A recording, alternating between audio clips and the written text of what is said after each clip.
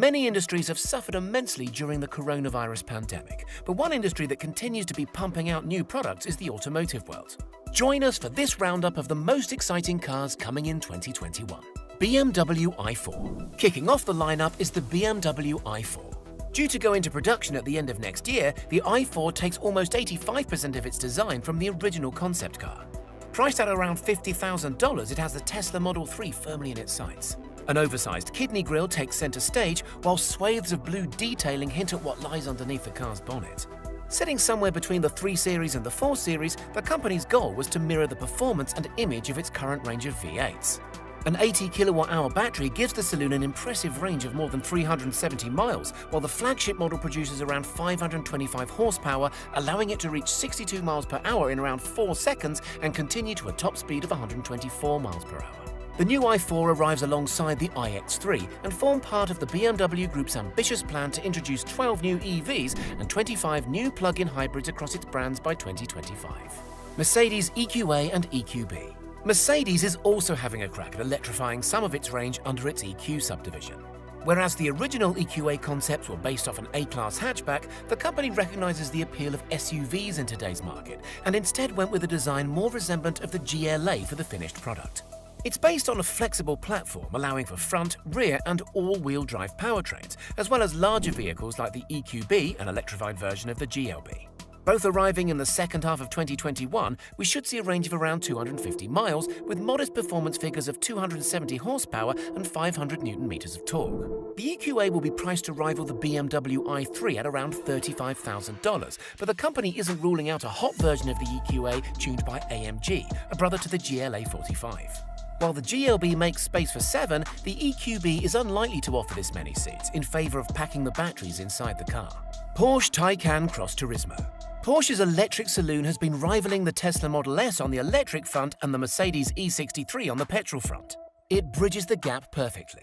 Unwilling to lose a share of the estate market, Porsche's Cross Turismo slaps an estate-style rear end on its Taycan and ups the price by an estimated $5,000.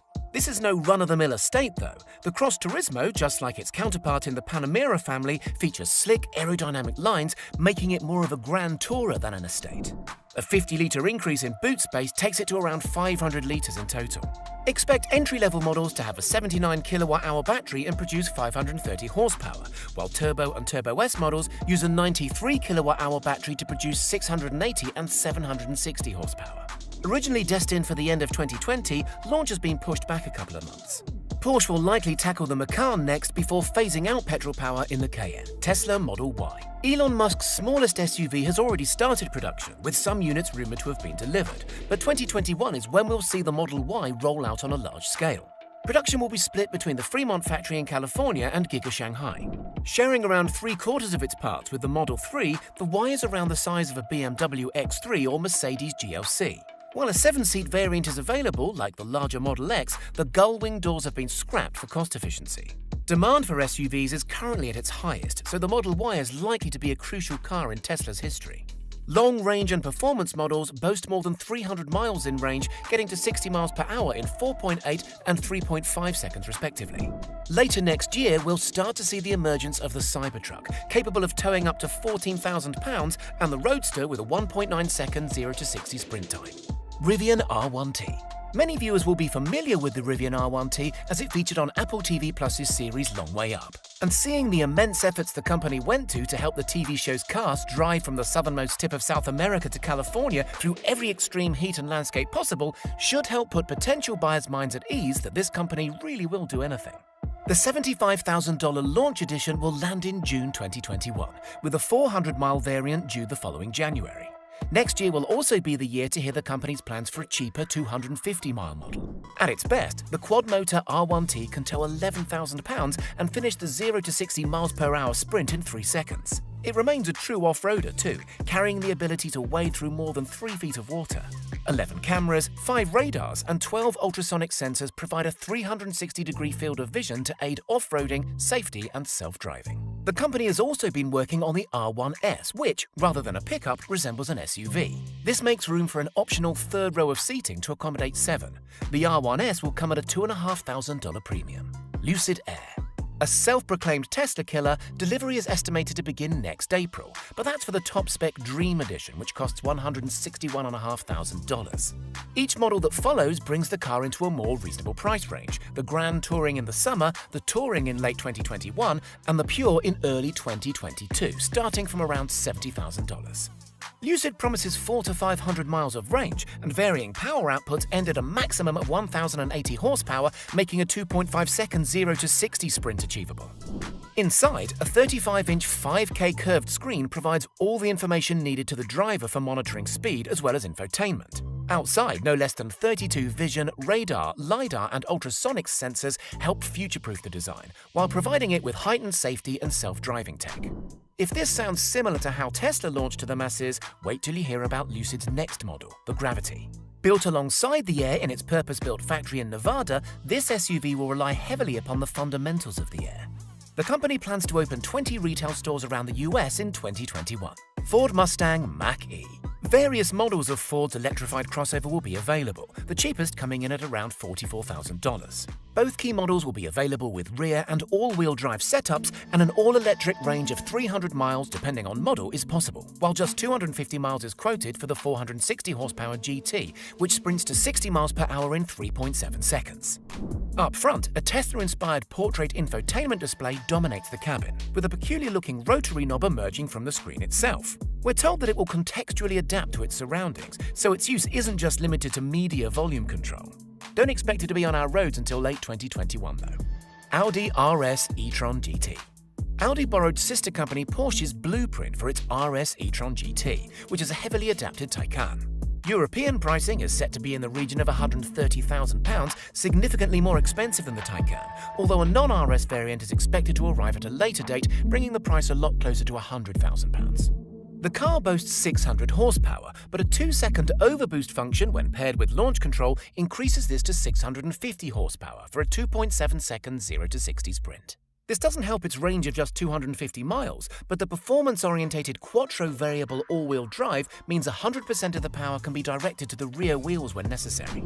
The 93 kilowatt-hour battery powers a dual-motor setup and can be charged on a 350 kilowatt 800-volt charger, adding 80% in just 20 minutes. Furthermore, the RS e-tron GT is pioneering wireless charging for a car. At just 11 kilowatts, the wireless charger will work just like that of a smartphone. This is big news. Ford Bronco. So far, all the cars in our top 10 list have been electric, but we couldn't resist the mention of this icon.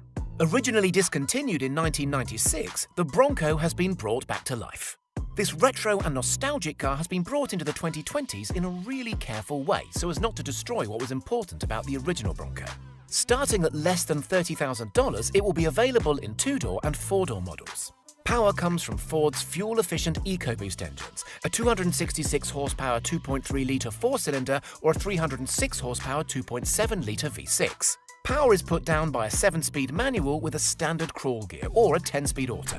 Based on the platform of a Ranger, Ford claims it will have the toughness of an F-Series truck and the performance of a Mustang. Its short overhangs and square bodywork mean it looks the part, but it can only tackle tough terrain thanks to its 35-inch tires, 11.6-inch ground clearance, and ability to wade through 35 inches of water. A further model will be offered geared towards those who do not wish to take their Bronco off-road. The Bronco Sport will come with a 1.5-litre 180-horsepower EcoBoost or a 250-horsepower 2-litre EcoBoost engine, both paired to an 8-speed automatic. Milder off-road abilities means this car is geared more towards comfort and practicality.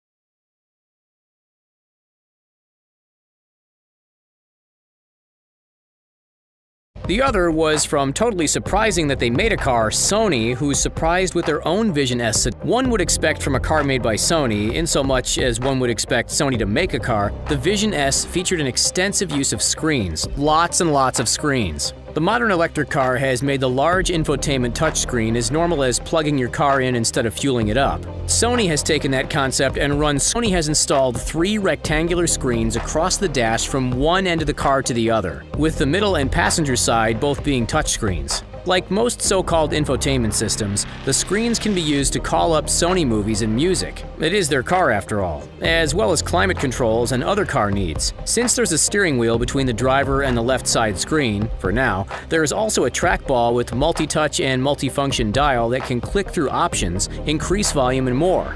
Naturally, you can't leave people in the back out of the screen fun, so they each get their own set of screens as well. With all that screen action, each seat comes with a set of speakers that Sony claims allows everyone to listen to their own stuff, provided we assume everyone cooperates on volume levels. Even the rear view duties are handed over to screens. All of this impressive technology sits atop what is quickly becoming the standard for electric cars.